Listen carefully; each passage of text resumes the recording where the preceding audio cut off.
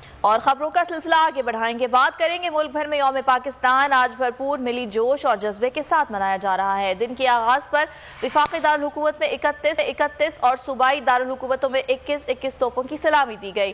पाक फौज के चाको चौबंद दस्ते ने तोपों की सलामी दी। फजा पाकिस्तान जिंदाबाद और नारे तकबीर अल्लाह अकबर के नारों से गूंज उठी।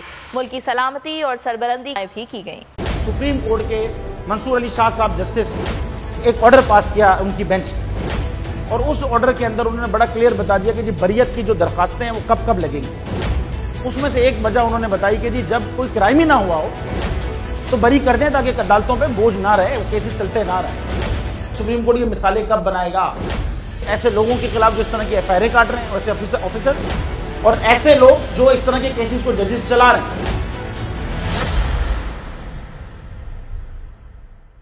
रहमत का महीना आ गया है, बख्शिश का सफीना आ गया। होगी मुलाकात उलमाए दीन से, जो देंगे इत्तेहादे बैनुल मसालिकीन का दर्स। जिक्र होगा अंबियाए कराम, रमजान की स्पेशल ट्रांसमिशन रमजान में।